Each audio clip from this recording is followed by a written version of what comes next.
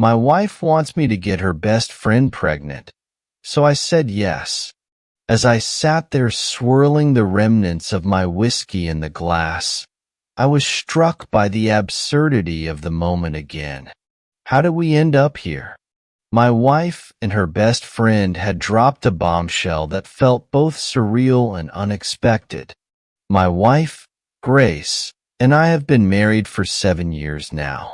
Our marriage is based on the same vows and love as any traditional union, but it's always been a little unconventional.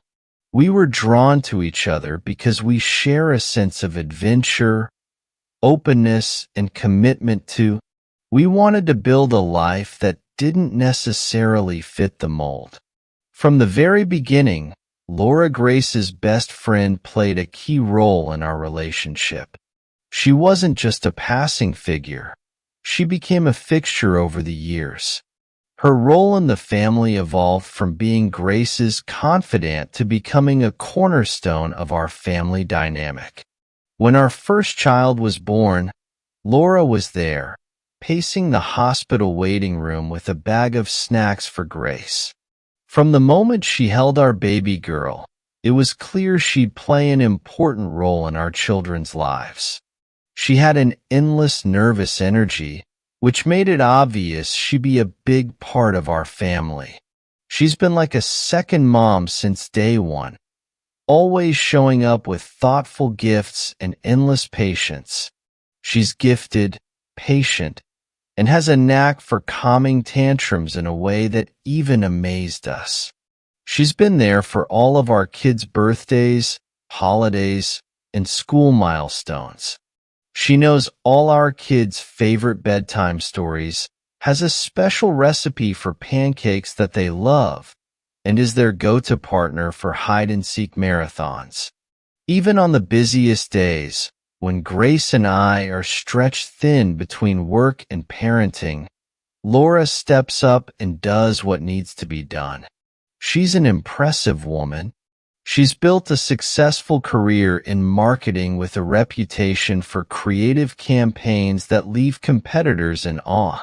She's independent and driven. She's also very ambitious and has built a great life for herself. Despite her success, she's never been interested in settling down romantically. She saw relationships as a complication she didn't need until recently. It was supposed to be a regular night, a nice way to end the day. The kids had gone to bed, leaving behind their usual collection of stuffed animals and unfinished projects. Laura, my wife Grace's best friend, was sitting comfortably on the couch as she had been countless times before. She'd become a regular in our lives, someone we could count on and rely on, and she was deeply involved in our lives. I was starting to think I had things all wrong about how this house worked. The air was warm with laughter and the subtle haze of wine-induced relaxation. Laura was in the middle of a story about a colleague who had messed up a pie chart when Grace dropped her bombshell. "What if my husband was your donor?" Grace asked, her voice calm and measured. She was making a suggestion about what to order for dinner. I was so taken aback that I actually choked on the whiskey, burning as it went down. Laura's laugh faltered, turning into a nervous giggle that trailed off. "Grace, that was a bit awkward," I managed to say after a coughing fit.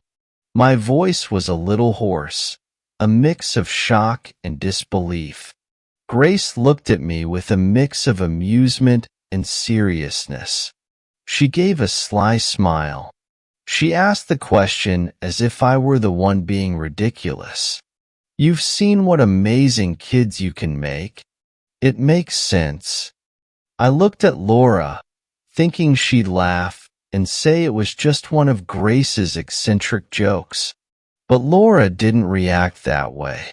She shifted in her seat a bit, her hands gripping the hem of her sweater, her face a mixture of discomfort and something else I couldn't quite place.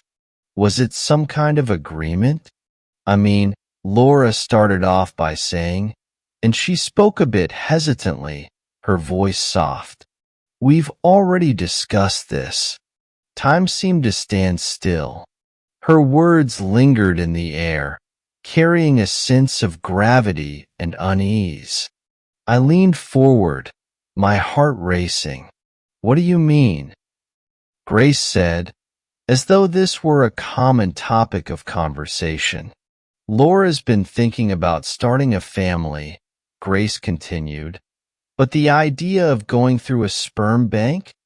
She wasn't comfortable with the idea of using a sperm bank. Then it dawned on me why her father was an anonymous donor when she could have someone she trusts, someone who's already shown he can be a great dad. Laura looked at Grace, then at me. Her cheeks turned a little red. It just makes sense, she said quietly. I know you. I trust you. And it just didn't seem right. I felt like I was dealing with someone I didn't know. I turned to Grace, hoping she could shed some light on the situation, but her next words only made things more confusing. Grace said calmly, "There's no need for a donor at all. You could just have sex with her and get her pregnant. Why go to a doctor when you can make the process completely natural?" I was taken aback. I was surprised by her suggestion. Have sex with her best friend? This was getting out of control. I looked at Grace, waiting for her to laugh and show that this was all a joke. But she was calm and businesslike, like Laura. On the other hand, she looked like she wanted to crawl into a hole. She kept her eyes fixed on her hands, which were clasped tightly in her lap, her fingers twisting nervously. She kept a faint smile on her lips, showing that she was torn up inside. This is crazy. You're actually suggesting I cheat on my wife? Grace replied in a calm tone. This isn't about infidelity. It's about practicality. The end goal is to have a child. This is the easiest and most natural way to achieve it. I blinked, trying to find the right words to describe how bold her logic was. I was trying to process what she was saying as my thoughts raced. Was this some kind of test? Was Grace being serious? Or was she testing me? Laura rejected this absurd suggestion outright. Why was she smiling? This is a bit out there. I spoke up again, hoping to get their attention and help them see what I saw. Have you two really thought this through? Do you realize how complicated this would make things? Let's not worry about the logistics for now. What about the emotional impact? Grace gave a shrug, her expression unchanging. We've given it some thought. Laura needs your help, and you're in a position to give it to her. Why make things more complicated than they need to be? Plus, you wouldn't be doing it behind my back. I'm the one who's suggesting it. I looked at Laura. Her voice softened as she asked, "You're okay with this, with me?" Laura's blush deepened for a moment, and I thought she wouldn't answer. But then she nodded, barely, which confirmed what I'd feared. "I'm at a loss as to what else I can do," she said quietly. "I'd like to have a baby. And if Grace is okay with this," her voice trailed off, leaving the unspoken words. I was flooded with a rush of emotions. I ran a hand through my hair, trying to make sense of the rush of emotions. I was shocked, disbelieving, guilty, and had a faint, unwelcome flicker of curiosity. I'm not even sure where to begin. I mumbled, shaking my head. This isn't something you can decide on the spot. I'm not sure what to do. Grace leaned forward and looked me in the eye. Her gaze was a strange mix of determination and reassurance. "It's not straightforward, but it's achievable," she said. "If you think about it, it's a solution that works for everyone." I thought to myself, not me. I don't think this is the solution we're looking for. It's a recipe for disaster. As I looked between Grace's calm, confident face and Lisa's vulnerable, pleading one, I realized this wasn't just about logic. It was about the complicated web of relationships and desires that were now putting us all in a difficult position. The next morning, I was sitting at the kitchen table, drinking coffee and trying to make sense of things when they walked in. Grace was in a relaxed mood, as if she were about to make a casual comment about the weather. Laura followed behind her, looking like she hadn't slept in days. Her eyes kept moving between me and Grace. "Good morning," Grace said, grabbing a mug from the counter. She poured herself some coffee and replied, not trusting herself to speak more than a word or two. She took a sip of her coffee and sat across from me, looking relaxed. "I've been thinking," she began in a relaxed, conversational tone, as though we were discussing plans for a weekend getaway. "Maybe we've reached the end of our relationship." Things got even more complicated when she suggested we all take part in a threesome together. I blinked, sure I'd misheard her. What did she mean by "we all did what together"? I asked her carefully, even though I already had a feeling I knew what she meant. Grace smiled, her eyes sparkling with a hint of mischief. "You know, a threesome would be the perfect solution. Wouldn't it be great if we could all just be ourselves? Nobody would feel left out, and we could just be honest about what we want. And it might even be fun." I was so surprised, I didn't know what to say. I looked at her, trying to figure out if she was joking, but she looked serious. "Grace," I said slowly, setting my coffee cup down, I said, "You're not serious, are you? A threesome with my wife and her best friend? This isn't just some wild fantasy. This is the real world." "Precisely," she said, leaning forward. "Sometimes you have to think outside the box in real life. Laura is hoping to start a family. You could give her one, but why not make the experience fun?" It was a great experience for all of us. There was no awkwardness, no secrets, and no drama. It was just honesty and practicality. I was taken aback when I heard this suggestion. It's not about what I'm willing to do. It's about what makes sense and what's right for the situation. This isn't what I had in mind. "Grace, you're acting like I'm being unreasonable. I see your point. It's a bit unconventional, but that doesn't mean it's wrong. We're all adults here, so we can handle this together. Grace, this isn't something you can just handle on your own. It can really ruin relationships and lives."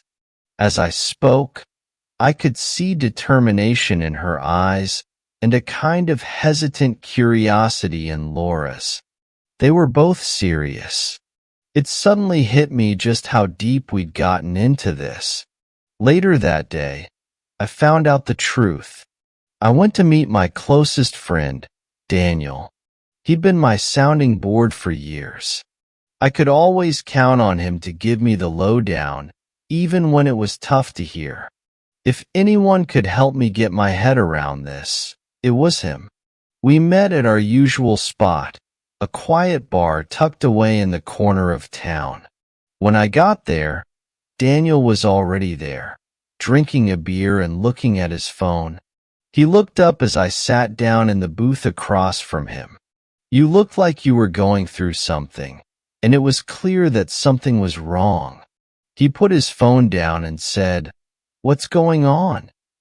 I took a deep breath and told him everything. Grace's suggestion, Laura's reaction, and how out of my depth I felt as I spoke. Daniel's expression changed from amusement to disbelief to concern. When I was done, he leaned back in his seat and rubbed a hand over his face. He finally said, "Wow, that's a lot. Grace has always been a little unconventional, but this is a whole new level." I mumbled, running a hand through my hair. "So, what's the best way to handle this? How do I even begin to handle this?" Daniel took a long sip of his beer, then put the glass down with a decisive thud. "First of all, you need to make it clear to Grace that this isn't going to happen, no matter how she tries to make it look. This whole situation is a disaster waiting to happen. You've got to set some boundaries, man." I tried negotiating, but she just keeps coming back with these arguments like she's trying to rationalize the whole thing. "Laura, she's not really putting up a fight either." Daniel frowned. "I understand, but here's the thing. This isn't just about them, either. It's about you too, actually. You have every right to say no. Don't let them make you feel guilty about something you're not comfortable with." I gave a little nod. His words were sinking in. But what if I was overreacting? Grace keeps saying it's not a big deal and that we can handle it. What if she's right? Daniel shook his head. "She's not right about this. Look, I'm not saying I know your relationship better than you do, but this isn't healthy. It's one thing to talk about options, but what Grace is suggesting is a whole other level. It's not just unconventional. It's a bit reckless, don't you think?" He leaned forward, his expression serious. "You really need to have a proper conversation with her, not about the threesome, the baby, or anything like that. You need to talk about your marriage. If she's willing to risk everything for something like this, there's probably a bigger issue at play." I looked at the table. His words had a bigger impact than I expected. He was right, as it turned out. This wasn't just about Grace's suggestion. It was about the cracks in my marriage that I hadn't even noticed. I realized we're at a point where we have to decide whether to back down or not. I asked quietly, "What if she keeps pushing for this?" Daniel looked at me straight in the eye. "Then you need to ask yourself if this is the kind of relationship you want to be in. A marriage is meant to be a partnership, not a one-sided negotiation. If Grace isn't willing to respect your boundaries, maybe it's time to rethink what you're fighting for." His words weighed on me like a heavy blanket. It wasn't the answer I wanted to hear, but deep down I knew he was right. I needed to take a stand, not just for myself, but for the future of my marriage too. We spent the rest of the evening talking. Daniel gave me advice and support as I tried to get my head around everything.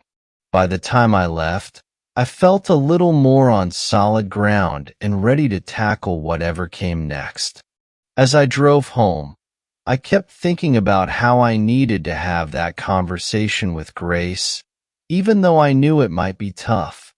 If we couldn't come to an understanding, Daniel was right. Our marriage might already be beyond repair.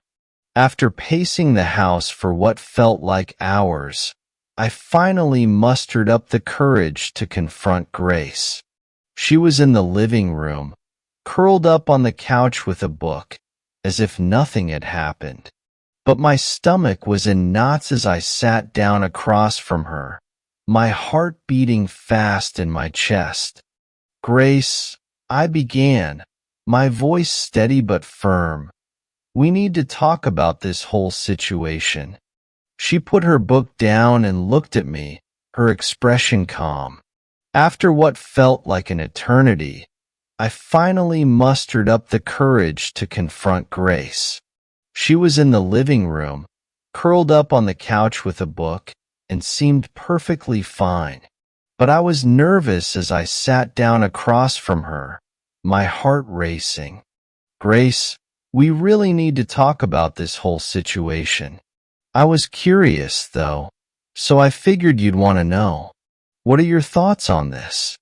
I took a deep breath and got my thoughts together. First of all, I need to make something absolutely clear. I love you, and I'm committed to this marriage. But I'm not comfortable with what you've been suggesting, this thing with Laura.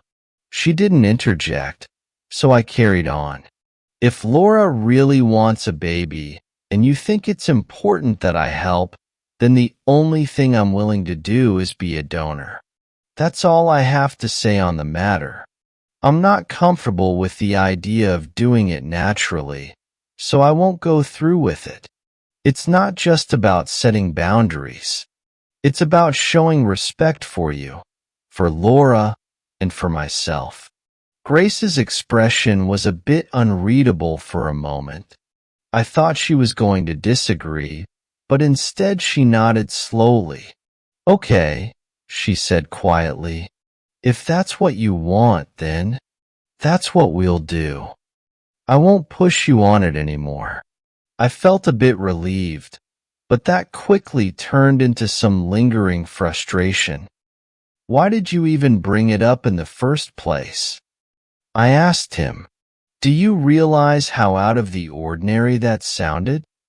You're my wife, and you were talking about me sleeping with your best friend like it was no big deal. She looked away, her cheeks flushing slightly. I don't know, she admitted. I suppose I just wanted to try something different and mix things up a bit. I know it sounds a bit out there, but I thought it could be fun. It's something new for us. Grace repeated, sounding surprised. That's not new. That's crossing a line, a big one. I apologized and said, I'm sorry. I wasn't trying to hurt you or mess up what we have. I just got caught up in this idea of, I guess I just got carried away a bit. I wasn't trying to be more adventurous, but I see now that I went too far. I'm really sorry about that. Her sincerity helped calm some of my anger, but I wasn't quite ready to let it go completely. I think it's important for you to understand, Grace. This isn't something you can just bring up and expect me to be okay with. There are consequences to suggestions like that. It made me think about everything in our relationship and marriage. She took my hand in hers. Her grip was firm but gentle. She said, I understand, and I don't want you to feel that way. I'll put it to rest. Let's not talk about Laura or anything like that. You're right. It was out of line. At last, I realized I'd crossed a line. Thanks. Her eyes glistened with unshed tears. You're right, that's enough. I'm sorry if I gave you the impression that it wasn't over. Over the next few days, the tension that had been hanging over the house like a storm cloud began to dissipate. Grace stuck to her word and let it go, and we started working on rebuilding the trust and connection between us. She was more open about her feelings and told me that she'd felt restless. Lately, it wasn't because she was unhappy with me, but because she was searching for something to make her life feel more meaningful. I really listened, and we talked about how we could grow together as a couple without going into dangerous territory. It felt like we were reconnecting in a way we hadn't in years. We talked with Laura about why we fell in love in the first place and rediscovered the reasons. I was ready for some awkwardness, but I was happy to see that Laura was understanding. She said her cheeks felt a little embarrassed. She thought this idea was a bit out there and that I shouldn't have gone along with it. Laura said she'd just gotten caught up in Grace's enthusiasm. The truth is, I respect your limits. If you're willing to be a donor, that's more than enough for me. We decided to go ahead with a plan to visit a fertility clinic where I could donate, and we made sure everything would proceed medically and professionally. Laura was really grateful, and things between us got a lot better. There was no awkwardness left over. We just knew we were all trying to get through a tricky situation with care and respect. With that behind us, Grace and I focused on building our relationship. We started going on regular dates again. We started going out again on weeknights, which we hadn't done in a long time. We spent more time chatting, laughing, and thinking about what the future might hold. Grace even suggested a weekend getaway to rekindle the spark between us, and it was exactly what we needed. Laura also seemed to be in a better mood. She followed through with the donor process and, a few months later, shared the great news that she was expecting. It was great to see her so happy. It made me feel like we'd all come out of this stronger. One evening, I sat with Grace in our backyard, watching the sunset. I was grateful for how we'd managed to get through the tough times. Instead of tearing us apart, it had brought us closer together. Grace turned to me and gave me a smile. She said, "You know, I'm glad we went through all of this. It made me think about how strong we are and how much we mean to each other. I'll never take that for granted." I concurred. We'll tackle whatever comes our way together. Our marriage wasn't perfect, but it was genuine. It was based on love, trust, and a commitment to grow together. I knew we were ready for whatever the future held. If you enjoyed this story, please like, share, and leave a comment below with your thoughts. How would you have handled this situation? Don't forget to subscribe to get more amazing stories that you'll want to read again and again. Thanks for watching. I'll catch you in the next one.